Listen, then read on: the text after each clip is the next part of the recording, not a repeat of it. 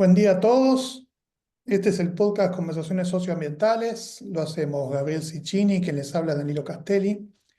En el episodio de hoy vamos a discutir algo que es la transición energética, pero sobre todo la manera tramposa en que a veces se discute la transición energética, ¿no?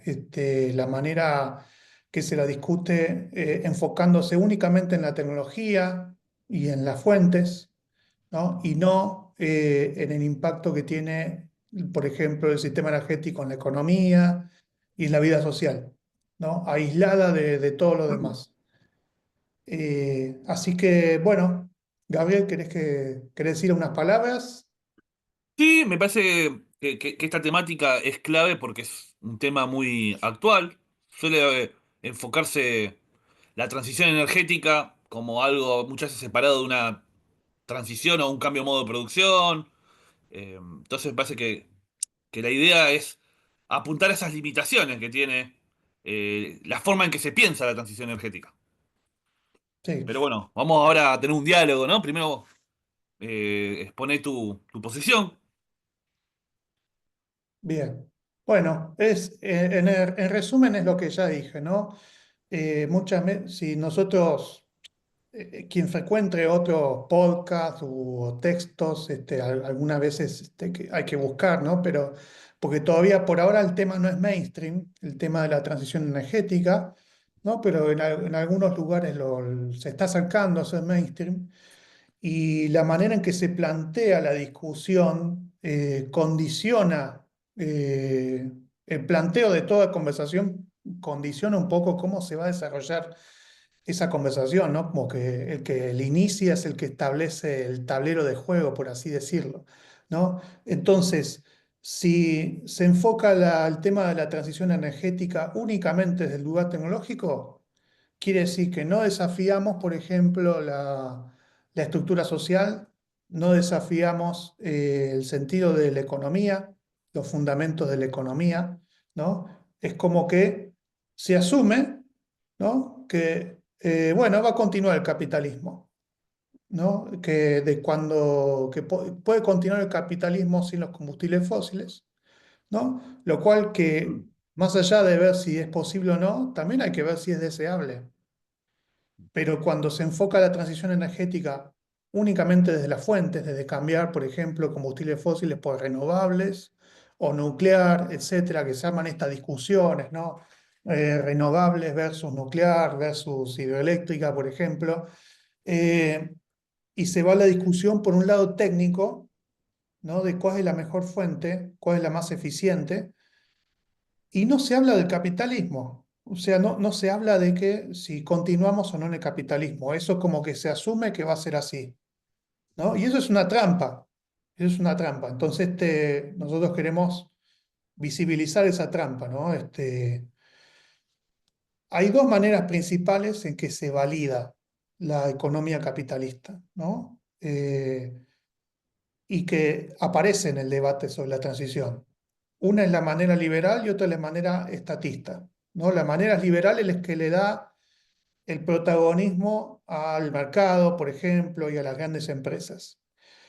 Y la manera estatista es la que le da protagonismo al Estado-Nación, ¿no? Nosotros en este podcast tenemos una tendencia que no es ni liberal ni estatista, que se podría llamar comunalista, por ejemplo, ¿no? Nosotros, no, comunalista no solo porque nos enfocamos para el lado de valorar los comunes, que es un espacio social que no es ni estatal ni privado, ¿no? Por ejemplo, los ecosistemas, el hecho de que somos una especie que vive en ecosistemas, eso es algo que tenemos en común, y los ecosistemas no son ni privados ni estatales, o no deberían serlo. Eh, Eso por un lado. Y por el otro lado, por el aspecto de comuna, ¿no? Que es la organización ciudadana para autogobernarse en un territorio, ¿no? Comuna en otros países se le llama municipio, ¿no? Pero bueno, es una organización política territorial, ¿no? Donde los ciudadanos de determinado territorio se organizan. Entonces, eso oponemos lo común tanto a lo privado como lo estatal y la comuna tanto, digamos, a la disgregación de la comunidad, ¿no? Como a la dominación de la comunidad por un Estado. Eh, bueno, qué tiene que ver todo esto con la transición energética, ¿no? Bueno, el hecho es que la forma de energía que una sociedad utiliza está estrechamente relacionada con la economía que tiene esa sociedad, ¿no? Hay una correlación fortísima, digamos, entre economía y energía, ¿no? Así como la hay entre economía y materiales. Eh, y entonces cuando hablamos de transición energética, tenemos que hablar también de transición económica, tenemos que hablar también de transición de la estructura social, ¿no? De cómo los humanos se relacionan entre sí y con el ambiente, con el ecosistema. Entonces, bueno, básicamente es esta la introducción que hago, es no caer en la trampa de separar la transición energética de la transición económica y de la transición en la estructura social, la transición en cómo nos relacionamos los seres humanos con la naturaleza, ¿no? De otras transiciones, porque si hacemos eso, en realidad estamos aceptando todo el marco de transición que proponen otros poderes. Entonces, no estamos viendo los pueblos, ¿no? La gente común, la gente de a pie, cuál es la transición que más nos conviene a nosotros. Te paso la palabra, Gabriel. Sí, me parece importante señalar la correlación existente entre economía y energía, porque si continuamos con un modo de producción capitalista que por su propia naturaleza necesita expandirse, tender al crecimiento, a una, lo que llama reproducción ampliada, ¿no? En lenguaje marxista, eh, esa contradicción se va a dar en que las energías son insuficientes. Por eso esta esperanza en la posibilidad de nuevas fuentes de energía. Porque en el sistema capitalista, las energías renovables van a ser siempre complementarias, ¿no? No van a tener la capacidad de reemplazar a las fósiles. Excepto que haya una expansión enorme de energías nucleares o de otras fuentes de energías más rendidoras, ¿no? Porque en este sistema industrial y globalizado, sí o sí se requiere una enorme gasto de energía, que no se puede cubrir ni ahora ni en el mediano plazo por las renovables. Excepto que se empiece el camino que hemos hablado acá, hacia un decrecimiento, hacia una economía sustentable de forma genuina, ¿no? Pero no es el plan del capitalismo ni en su versión liberal, ni en su versión estatista, keynesiana. Por eso siempre hubo muchos límites en... Nosotros hemos hecho también videos cuestionando la propuesta más famosa, que es el Green New Deal, que ponía mucho eje en la transición energética. De hecho, lo puso en la agenda, ¿no? Lo puso en un tema relevante, tanto en Europa como en Estados Unidos. Se convirtió en un tema de debate de primer orden.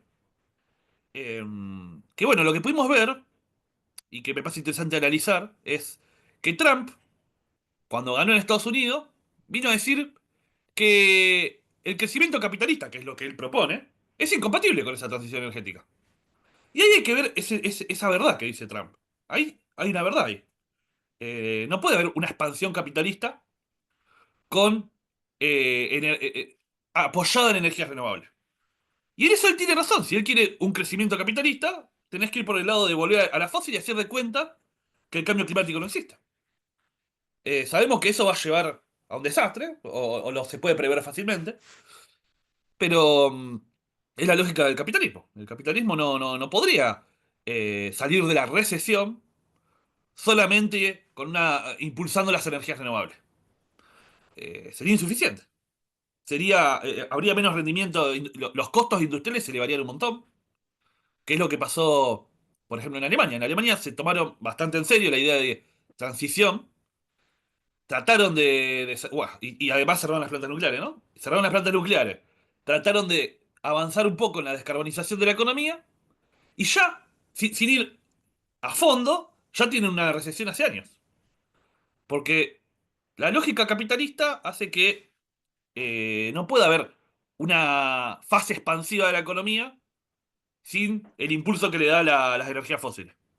Algo para completar lo de Alemania, bueno, que eran fuertemente dependientes del gas ruso, Sí. ¿no? Porque a veces ponen el gas como otra energía limpia y en realidad sigue siendo fósil, ¿no? Lo llaman Entonces, energía de claro, transición, de hecho, sí, porque porque es menos el tema es contaminante. cuanto más dependes de, cuanto más energía solar y eólica inyectás en la red eléctrica nacional, Ujú. que son inestables, más dependés de plantas de ciclo combinado, ¿no? Que usan la quema de gas para estabilizar la red. Entonces, eso también, bueno, en España tienen el problema de, bueno, que tuvieron un apagón hace poco, ¿no?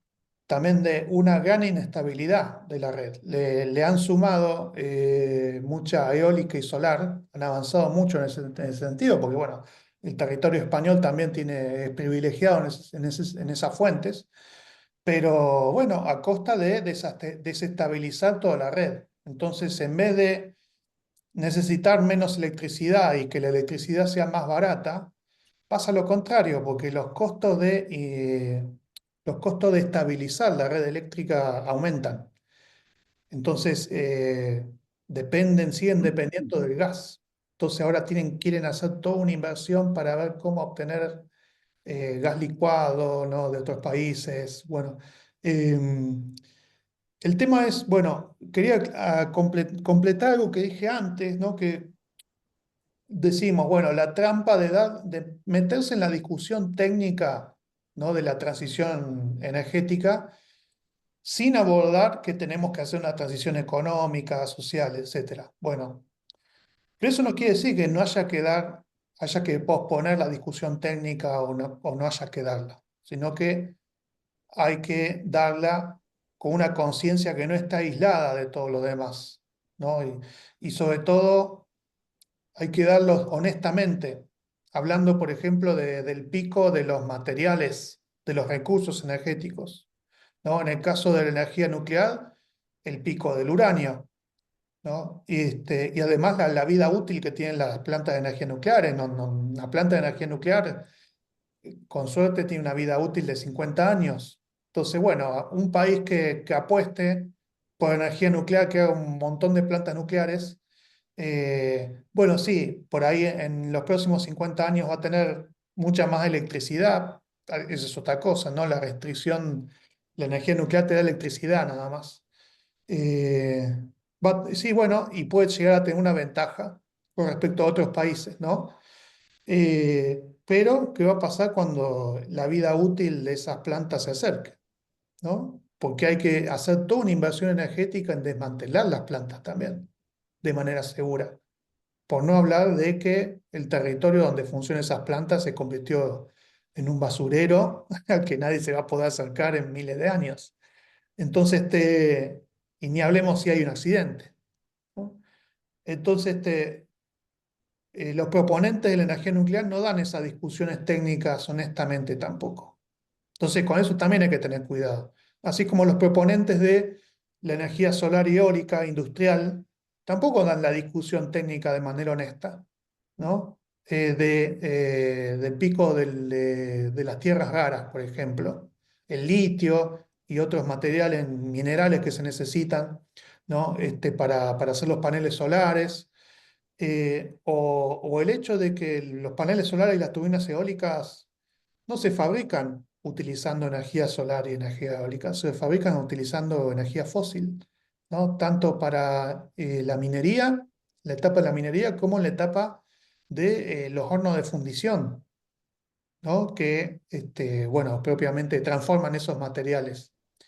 Y bueno, y esa discusión después, y después el traslado del producto terminado a varias partes del mundo se realiza en barcos que funcionan con diésel, ¿no? Y después en camiones que funcionan con nafta. Entonces, hay una discusión deshonesta también de parte del lobby, tanto del lobby nuclear como del lobby de renovable. Hay una discusión deshonesta en los términos técnicos, ¿no? Que oculta, bueno, que son lobbies, ¿no? Quieren ganar plata, ¿no? Entonces, ese es el objetivo de ellos.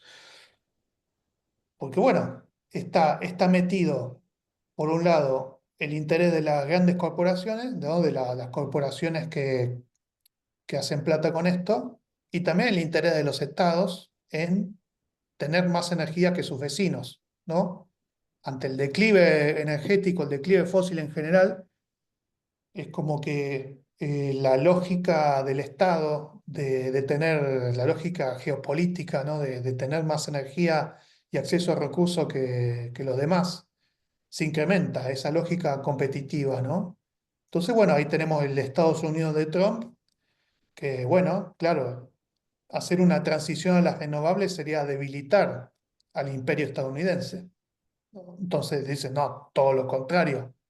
Acá necesitamos fortalecer el imperio estadounidense, asegurarnos, si los recursos fósiles son escasos, nos tenemos que asegurar la mayor parte de ellos, ¿no? A través de políticas imperiales agresivas y obviamente dejando de lado toda política ambiental restrictiva en ese sentido.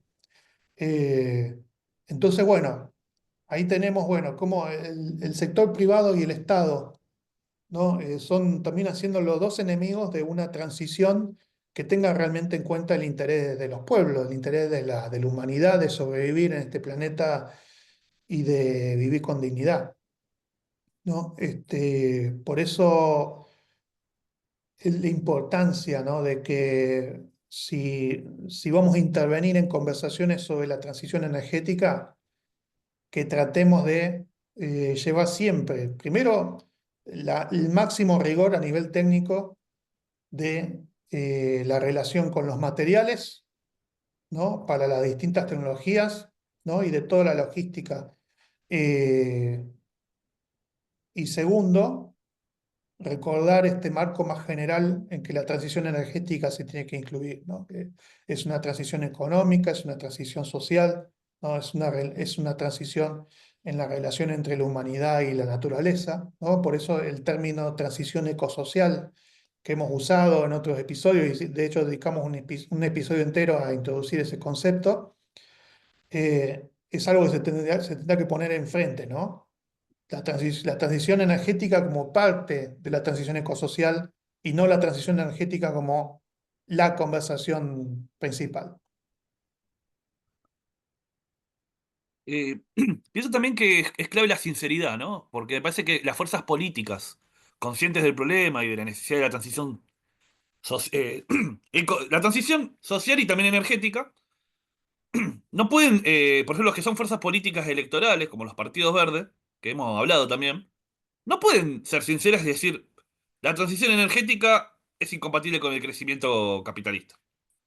No, no, no, no pueden decirlo porque pierden voto, porque todavía no está preparada, digamos, el masivo de la población para aceptar eso. Y entonces salen con la idea de que la transición energética puede ser compatible con un crecimiento verde. Y cuando se intenta dar unos pasos en la transición energética, se da un choque con que hay una tensión con el crecimiento. Es difícil combinar crecimiento con abandono de las fuentes de energía contaminantes. Y estamos hablando de intentos moderados, ¿no? Porque nosotros proponemos algo mucho más radical, pero los intentos moderados, reformistas, muy, digamos que son producto de acuerdos parlamentarios, de debate de la democracia burguesa, y que hacen algunos pasos en tratar de impulsar la transición, ya eso resiente la economía. Y eso después alimenta la reacción, ¿no? Porque justamente las fuerzas que quieren disputar la oposición dice, por culpa de los verdes y sus excesos en su política energética, estamos en recesión.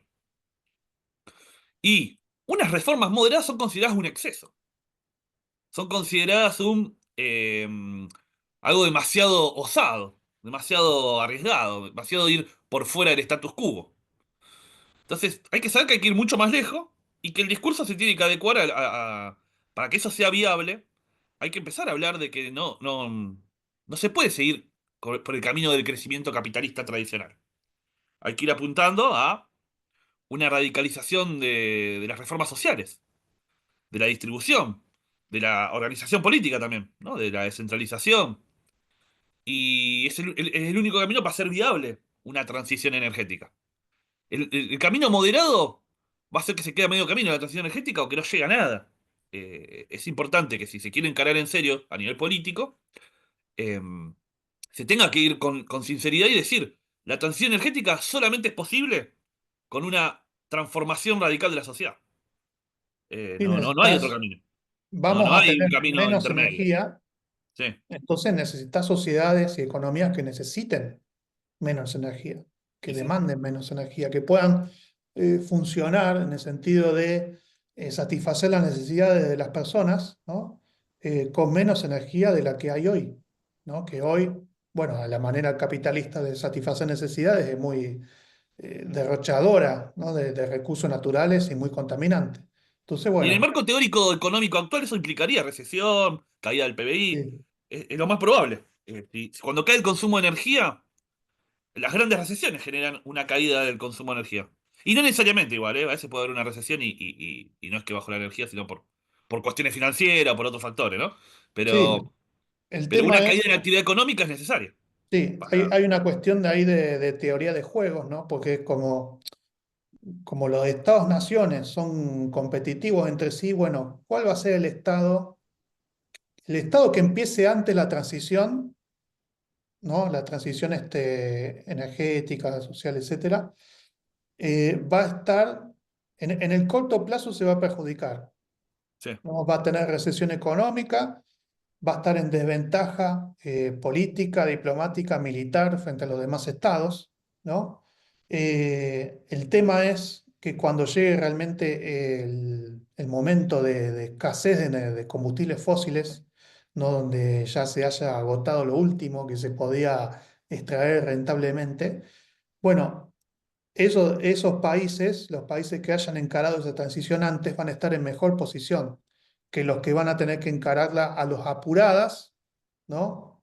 Y con todo un contexto de devastación ecológica, de menores recursos materiales, ¿no?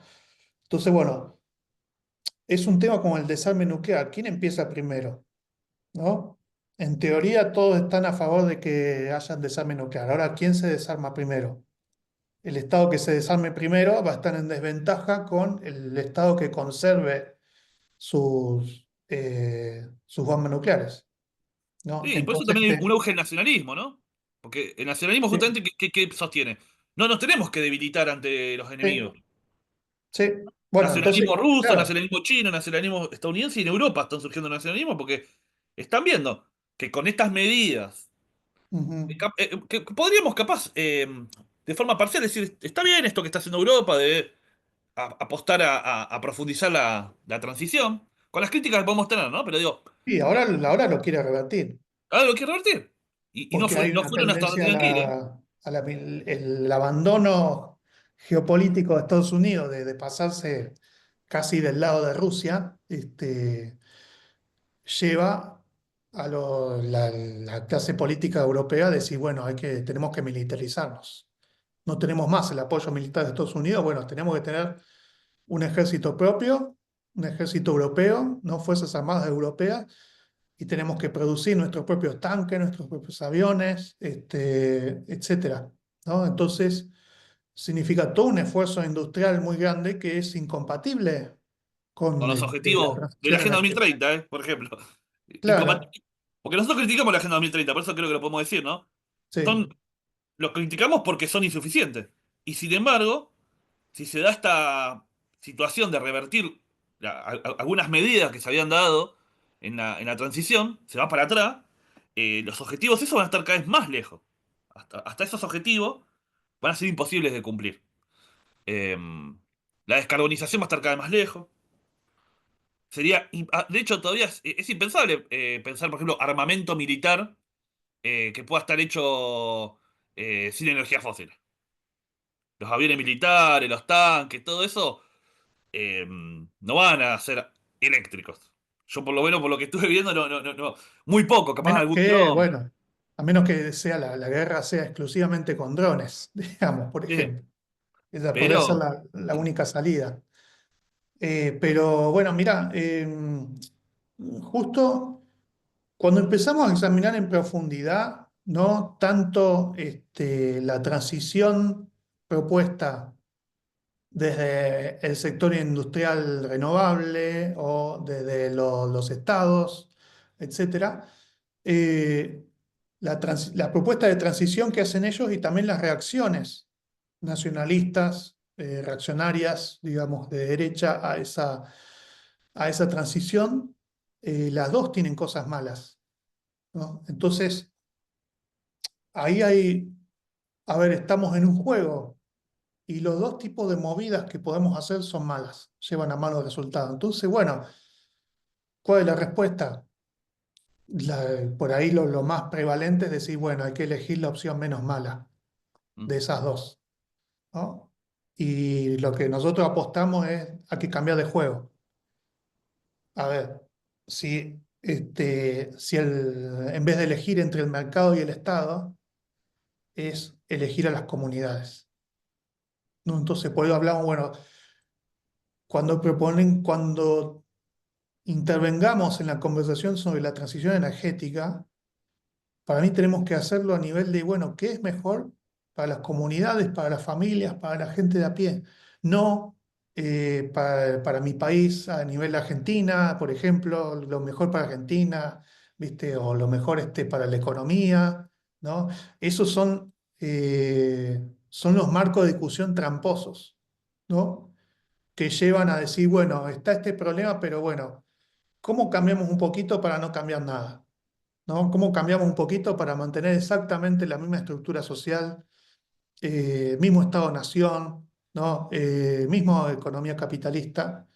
Entonces, bueno, básicamente nosotros proponemos, ¿no? A ver, llevemos el nivel de análisis y de elaboración de propuestas a un nivel más atrás. Dice, no lo dejemos encorsetar este, en estas condiciones, ¿no? De, bueno, podés discutir todo esto, pero no toques al capitalismo ni al Estado. Bueno, ahí, por ejemplo, en esa circunstancia, uno tiene que apuntar a, bueno, un modelo energético para sostener la comunidad. Eso como prioridad, ¿no? En vez de exportar energía o producir demás. En primer lugar, la autosuficiencia energética, que para mí tiene que ir acompañada también como la soberanía alimentaria a nivel local, ¿no? Eso es objetivo. No producir alimentos para la exportación como prioridad, sino producir alimentos para satisfacer las necesidades de la comunidad local. Después uno no está en contra del comercio, porque muchas veces hay cosas que no se pueden producir en un lugar, entonces necesariamente se comercializa. No proponemos comunidades 100% autosuficientes. Eh, si se pudiera lograr el mayor nivel de autosuficiencia, genial. Creo que es un objetivo a seguir. Porque sabemos que una comunidad autosuficiente requiere menos del exterior, entonces se gasta menos en transporte de mercancías, en transporte de otros bienes, entonces se puede a nivel local tener casi todo lo necesario para la vida. Y eso, que parece que es algo muy alejado, es algo que no se está ni pensando. Si se pusieran las energías creativas humanas en pensar cómo alcanzar los máximos niveles de autosuficiencia local, eh, que es lo que para mí es el viraje político que hay que hacer, ¿no? Si se pone todo lo que es la ciencia y la tecnología al servicio de la autosuficiencia local, creo que avanzaríamos un montón.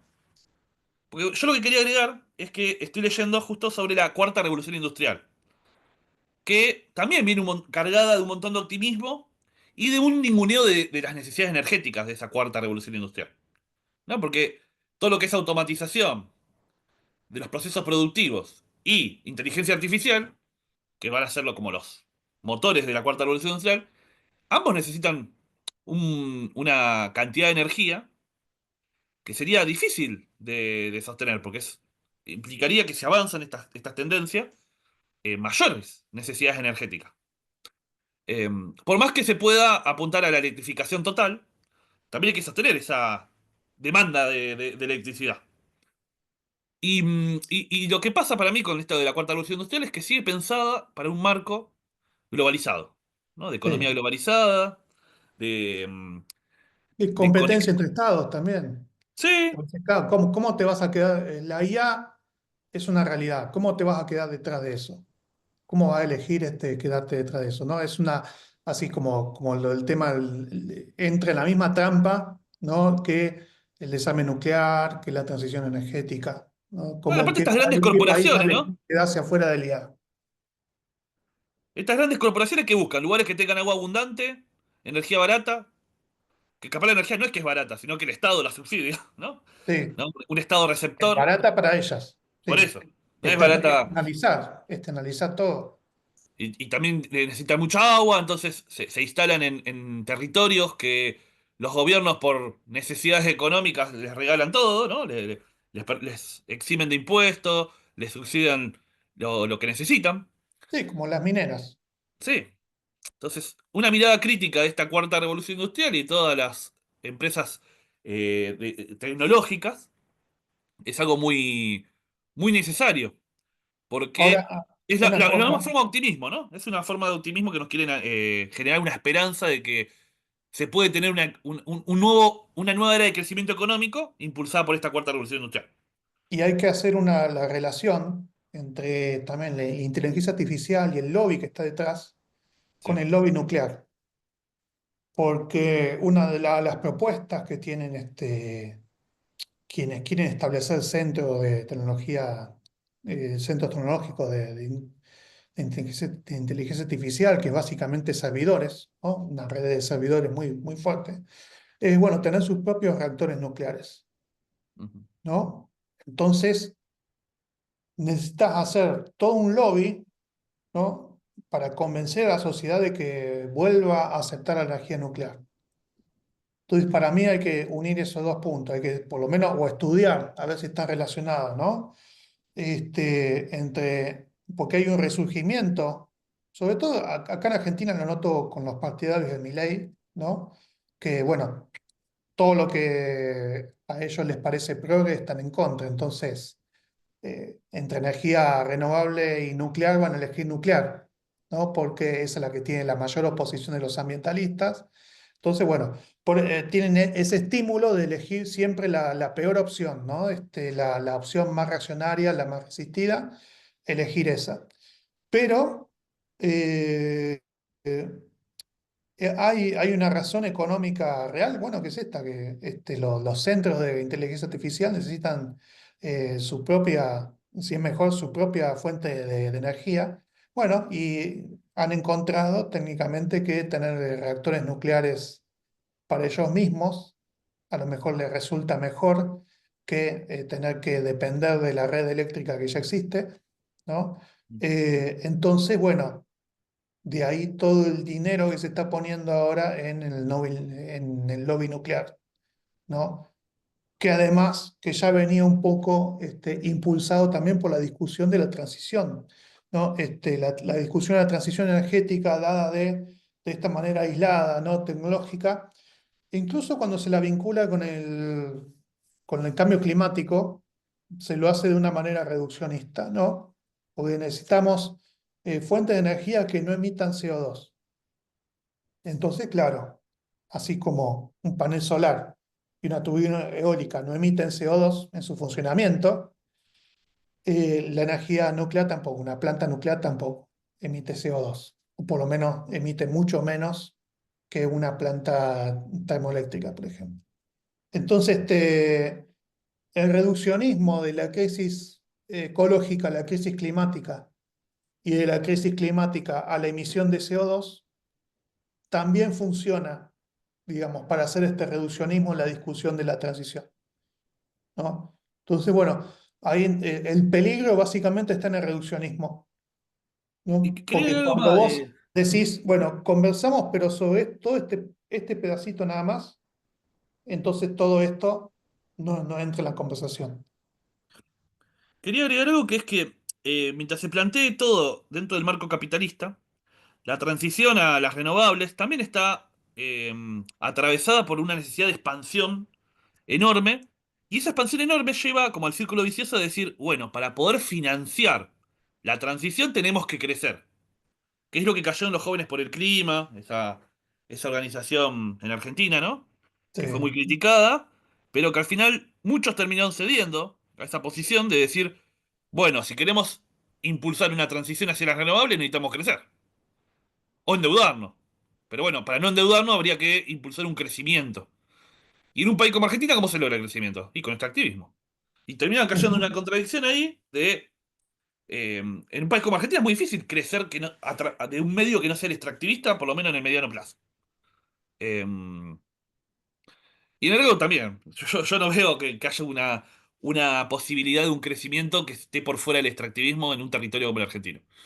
Eh, y terminan llevando a las discusiones a un atolladero, digamos, a un lugar donde, a una aporía, un problema que no se puede resolver, porque hay una contradicción enorme. El único Entonces, tenés que modo, apoyar el status quo de alguna manera sí, o una o tenés reforma que, superficial del status quo. sí, porque después esto que es provisorio después se vuelve permanente, ¿no? La idea de, bueno, hay que tener un modelo que genere divisas para poder comprar paneles solares chinos y financiar la transición energética. Sí, Bueno, sí, la trampa que hacen es, a ver, dice, primero la trampa que te dicen es, estamos por lo mismo, sí. pero para hacer esto que vos querés, primero hay que hacer esto otro que yo quiero. Hay que tener un Entonces, modelo desarrollista al final. y te ¿Por qué? mienten diciéndote que, bueno, haciendo esto que el político quiere, vas a llegar a eso que vos querés. Ah, bueno, ahí está la cuestión de no dejarse embaucar por eso, ¿no? De no dejarse engrupir. Y por eso, yo creo que una manera, un algoritmo, si lo decimos así, de evitar de que no nos engañen de esa manera, bueno, es justamente salir del reduccionismo, ¿no? Y segundo, eh, establecer un marco de la discusión donde el protagonista de la transición no sea ni el mercado ni el Estado, y que sean las comunidades. Ujú. Entonces, cuando vos estableces el punto de vista, cuando estableces el punto de vista del Estado del mercado, por ejemplo, el objetivo de la economía siempre tiene que ser crecer. Eso no se puede tocar. Ahora, cuando vos estableces que el protagonista de la discusión son las comunidades, es la gente, Sí, sus entonces ahí podés necesidades. discutir. A ver, para, la economía, a nosotros nos interesa que la economía crezca o que la economía satisfaga necesidades. Podés rediscutir el objetivo de la economía. Cuando adoptás el punto de vista del Estado o del mercado, no podés discutir los objetivos de la economía. Sí, sí, aparte todo se va hacia la macroeconomía, descuidando, digamos, la economía en otros niveles. Todo se empieza a pensar desde qué hay que hacer para hacer crecer la Argentina, sin que Sí, importe lo sí, local. eso es lo otro que me olvidé decir, porque cuando vos lo mencionaste, como también cuando adoptamos el punto de vista de las comunidades, el nivel político más importante termina siendo el local, ¿no?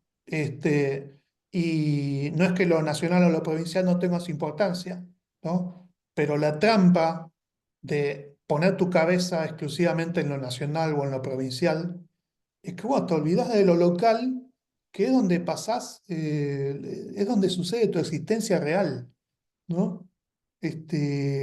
Cada uno de nosotros vive en una ciudad y en Argentina después. En la realidad material, cada uno vive en una ciudad, en un barrio, ¿no? En una ciudad y después en una provincia o un país. Pero si vos pensás, no, yo vivo en Argentina, lo pensás eso primero al nivel estatal, ¿no? O al nivel provincial, bueno, entonces estás soslayando toda la realidad material más concreta que tenés en el día a día, ¿no? Que es tu barrio, que es tu ciudad, ¿no? Entonces, por eso, si uno, por ejemplo, se politiza a nivel, se obsesiona mucho con la política a nivel nacional o a nivel provincial y después a nivel municipal lo descuida, ¿no? Entonces el que te gobierna a nivel local te caga la vida, cuando vos priorizaste, a ver, pará, está alineado con cuál de estas dos fuerzas, ¿no? A nivel nacional, por ejemplo, ¿no? Y no si es un buen gobernante a nivel local. Entonces no miras a nivel local lo que pasa con el servicio de agua, el servicio de agua potable, ¿no? O con la limpieza o el arbolado urbano o la seguridad. todo lo que realmente te afecta, ¿no? Que es algo que se decide a nivel municipal en el 90% de los casos. Sí, que muchas Entonces, veces también a bueno, nivel municipal está a cargo el municipio, muchas veces de los ecosistemas circundantes a la ciudad, ¿no? Que no, sí, capaz no hay mucha población o no hay nadie, pero que es parte del está gobierno a municipal cargo o es la gestionar. principal amenaza, Ujú, ¿no? Entonces, si vos está, la gente que está, por ejemplo, lo veo acá en Carlos Paz, la gente que está obsesionada, digamos, con el nivel, con las elecciones, que, por ejemplo, que vienen ahora, a nivel nacional, ¿no? Eh, es tremendamente pasiva, ¿no? Para las cosas que pasan localmente, ¿no? Y que tienen una repercusión inmediata y a largo plazo de cosas que hace el municipio o que no está haciendo el municipio, ¿no? Entonces, eso también requiere es un cambio de cabeza, ¿no? Si nos ponemos a hablar incluso como bueno, un poco lo hace el equipo de transiciones, ¿no? Que hemos rescatado nosotros, que empiece la discusión sobre la transición ecosocial, ¿no? Con un nivel técnico bastante sólido. Pero bueno, yo la limitación que le observo es que su marco de pensamiento es el Estado-Nación. Sigue siendo el Estado-Nación. Discute un poco el capitalismo, pero no tanto, ¿no? ujú. Porque justamente porque por este enfoque estatista que ellos tienen. Y no los he escuchado, no he visto por ahora ninguno de sus informes que hable sobre la cuestión municipal, ¿no? Sino hablan siempre a nivel nacional. Sí.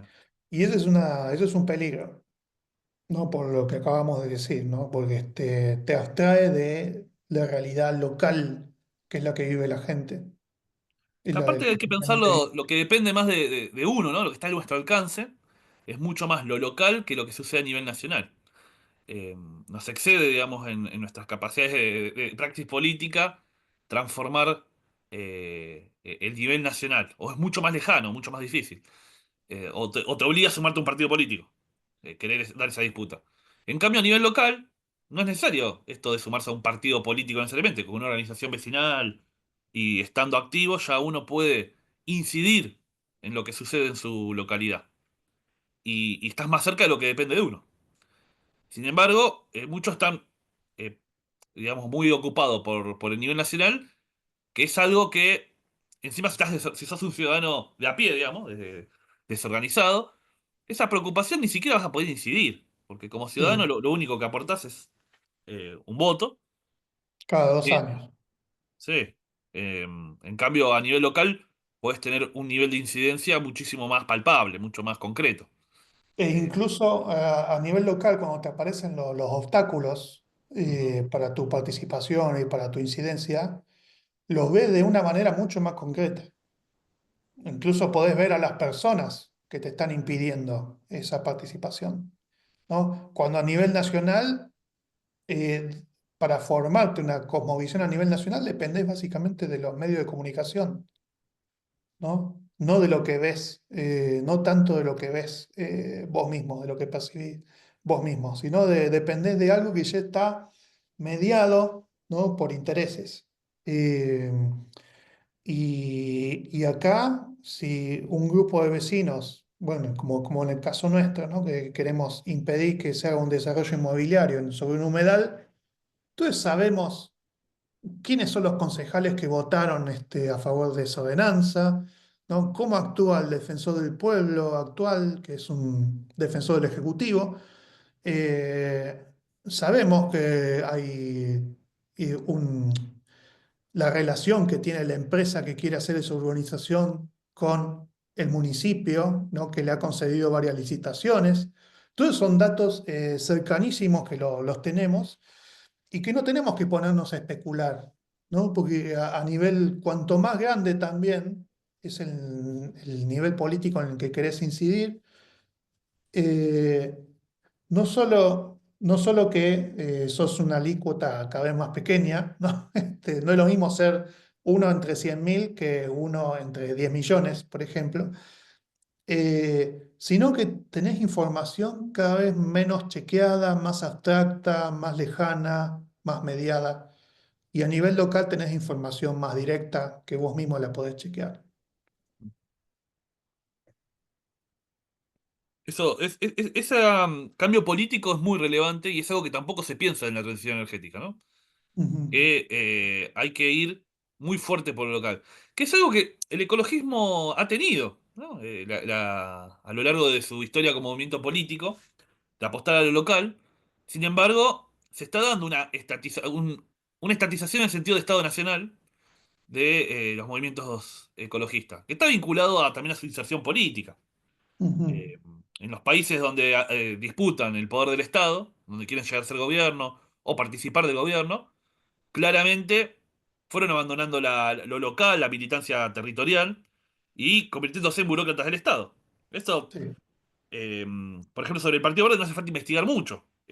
Tuvieron ese camino de ser organizaciones de base, coordinadas, a transformarse en fuerzas políticas tradicionales con cuadros políticos que están pensados para la Unión Europea y para el Estado Nacional, y donde lo local se perdió.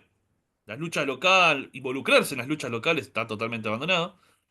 Y esto, este proceso no es que se dio en Argentina, porque no se formó un partido de esas características, pero sí los ecologistas, capaz más académicos, eh, también están descuidando lo local para pensar a nivel nacional y Te con la digo, lógica estatal.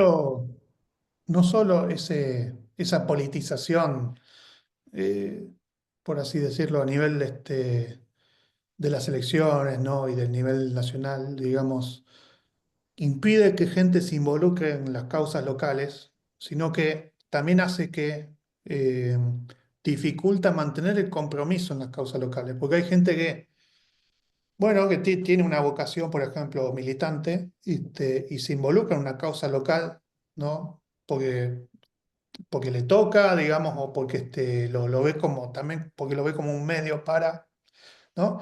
Y después pasa que ese año hay elecciones y esa persona que estaba muy presente en la causa local, de repente pone todas sus energías en las elecciones, ¿no? Y entonces la causa local se resiente de esa manera. Sí, sí.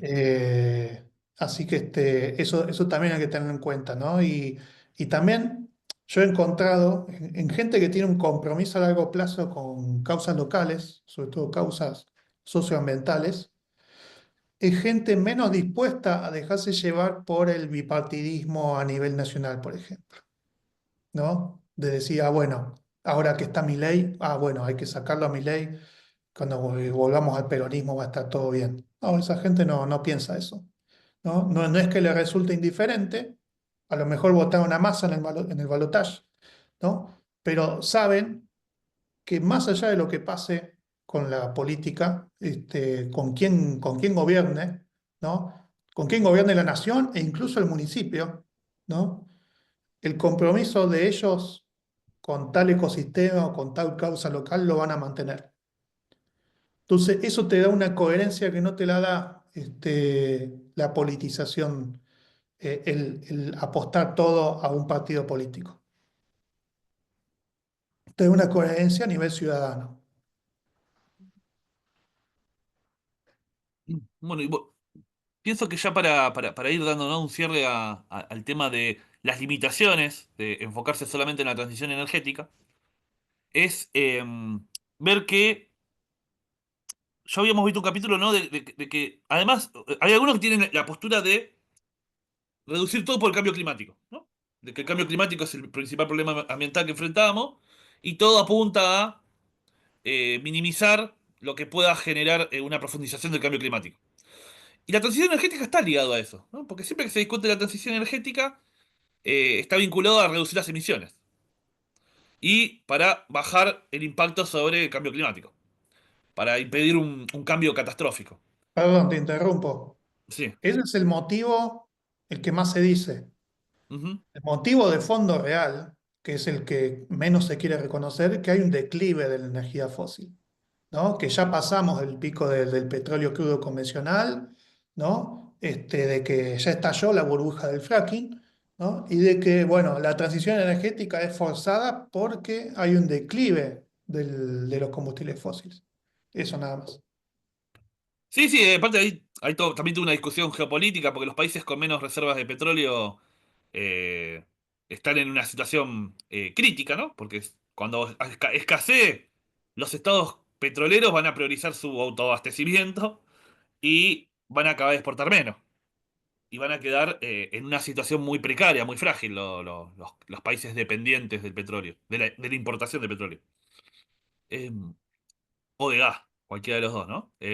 Entonces se da una situación que, eh, si queremos abordar el tema más de raíz, hay que también tener en cuenta los otros factores, ¿no? Como la pérdida de biodiversidad, la contaminación, el agotamiento de recursos, todo lo que hace que el problema sea mucho más complejo que el cambio climático.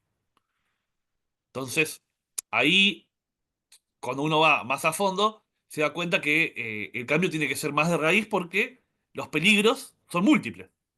No es Sí, el peligro del cambio climático. Que capaz en una discusión podemos llegar a ver si es el peligro mayor o no, pero sí tenemos que tener consenso de que no es el único. sí, No es pues el también único es el peligro. peligro de la reacción del capitalismo de los estados ante el cambio climático, ¿no? Porque uno piensa, quiere pensar, no sé, una parte por ahí un poco ingenua de uno, bueno, ante esa crisis van a cambiar su lógica. No, ante esa crisis van a profundizar su lógica.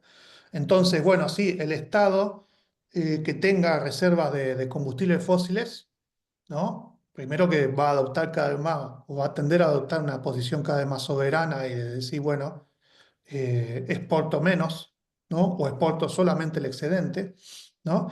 Pero el Estado, bueno, como vos dijiste, el Estado que no tenga reserva de combustibles fósiles va a estar en una posición cada vez más dependiente, a menos que ese Estado también tenga un fuerte aparato militar y sea capaz de desarrollar una política imperial, colonialista, ¿no? Porque hay países con reservas de combustibles fósiles, pero que no son fuertes militarmente. ¿No? Que geopolíticamente están expuestos. Entonces, bueno, ahí entre los imperios que hayan se van a disputar, no solo que van a proteger las reservas petroleras que ellos tengan, sino que van a tratar de quitarle reservas petroleras a los demás, ¿no? Entonces va a haber un refuerzo del colonialismo. Eso es lo que vamos, lo que ya se está viendo y lo que se va a profundizar, eso también. Entonces, incluso hay un refuerzo del colonialismo cuando se habla de la transición energética a nivel de renovables, porque eso significa que los países que tienen, por ejemplo, las plantas productoras de paneles solares, ¿no? Como China, se tienen que asegurar el litio. Y si no tienen litio ellos mismos, tienen que asegurar el litio donde que lo tengan otros países, ¿no? Por ejemplo, Argentina. Sí. Entonces, y va a haber una disputa entre los distintos imperios por el litio. Entonces, los países que tengan litio van a estar en peligro también, ¿no? De políticas coloniales, sea de un imperio o de otro. Entonces, bueno, cuando se da la discusión de la transición energética exclusivamente desde qué punto de, ponerse un team nuclear o un team renovable, ¿no? Es recontra ingenuo. Entonces, por eso, bueno, hay que relacionarlo con la crisis global en todas sus dimensiones. ¿No? Y aprender a encararlo que si lo encaramos desde el capitalismo de los estados, vamos a perderlo, tenemos que encarar de las comunidades. Sí, y también, bueno, me parece que también para pensar una política vinculada a garantizar cierta paz, ¿no? Que no haya una guerra entre pueblos, hay que agregar la importancia de pensar lo energético. Porque como dijiste recién, ¿no? Va a empezar a haber guerras por estos recursos, que no va a ser solo el petróleo, como se venía dando, sino también se puede llegar a dar conflictos por minerales, como ya en África se está dando, por minerales críticos, y por el litio, ¿no? El litio se va a El convertir en agua un... potable y después la tierra cultivable, ¿no? Eso también son cosas que están sucediendo, por ahora están en el fondo, pero que se van a radicalizar y van a suceder cada vez más. Y eso va a llevar también, ¿no? Cuando la escasez se profundice, va a haber una situación donde el país, el territorio, ¿no? Porque no pensemos en país, sino los municipios que no tengan altos niveles de autosuficiencia, van a ser los que peor sufran un escenario de colapso. Entonces, apuntar a profundizar la autosuficiencia al mayor nivel posible, tiene que ser un objetivo de primer orden, que no va a ser un objetivo de los gobiernos nacionales, tiene que ser objetivo de los ciudadanos locales. Una Porque, autosuficiencia, pero también, porque bueno, yo me imagino, me pongo en la cabeza de alguien que escucha este podcast y dice, por ejemplo, bueno, están en contra del mercado y del Estado, entonces, ¿qué proponen? ¿Viste? ¿El municipio autosuficiente? No. Pues sí, 100% autosuficiente, primero que no se puede. no, Pero nosotros proponemos los municipios confederados. Eso también es otra dimensión importantísima, ¿no? Porque al Estado-Nación le oponemos la confederación de municipios o de comunas, ¿no? Entonces, porque de esa manera vos, si no, corres el peligro primero de que cada municipio compita también, los sí, municipios también compitan entre ellos por recursos, ¿no? Entonces vos con la confederación creas primero como una relación de solidaridad entre todos los municipios que son parte, pero también incluyendo la defensa, ¿no? De fuerzas externas que pueden llegar a venir para expropiarnos de los recursos, ¿no? Que es algo que, bueno, está sucediendo y que va a suceder.